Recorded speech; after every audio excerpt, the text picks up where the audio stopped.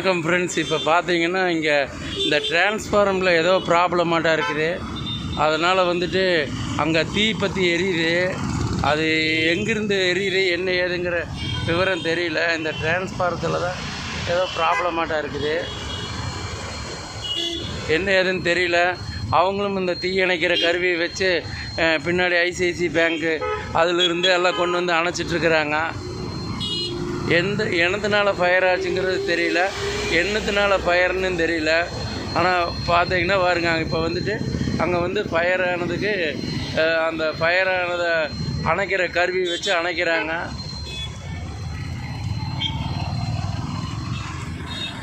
என்ன ப்ராப்ளங்கிறது தெரியல. ஏன்னா நாம் வந்து பக்கத்துலேயே போக முடியாத சூழ்நிலை.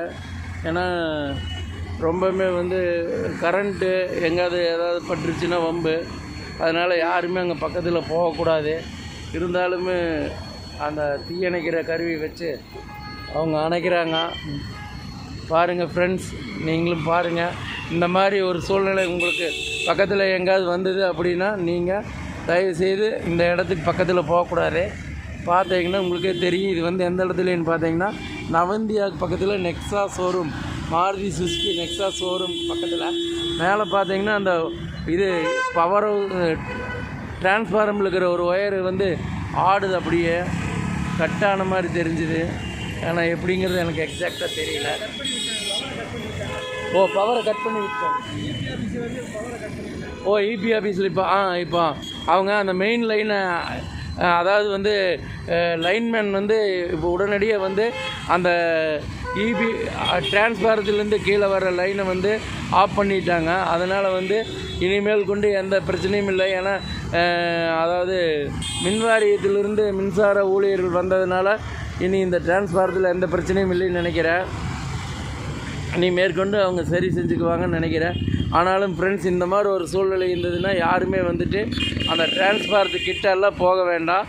கண்டிப்பாக அதுக்கு உண்டான கருவியை வச்சு பாதுகாப்பான இடத்துல இருக்கிறவங்க மட்டும் அந்த இடத்துக்கு போனால் மட்டும் போகுது.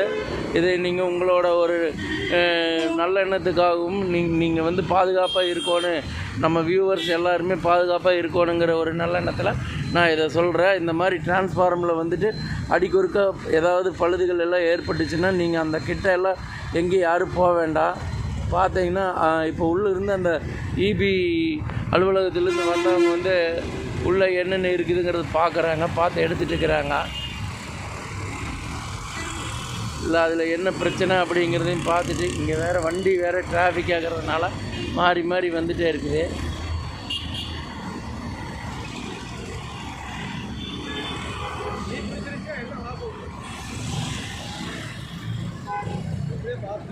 ஆமாங்க ஆமாங்க.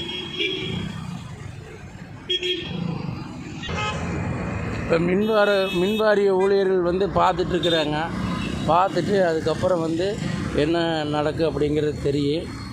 பாருங்கள், இப்போ வந்து பார்த்தீங்கன்னா இபி லைன்மேன் வந்து கரண்ட்டை ஆஃப் பண்ணி விட்டார். டிரான்ஸ்ஃபாரத்தில் தான் ஏதோ பிரச்சனையாட்டாக்குது. அதனால் ரொம்பவுமே கொஞ்சம் ஜாக்கிரதையாக இருக்கணும். Okay friends.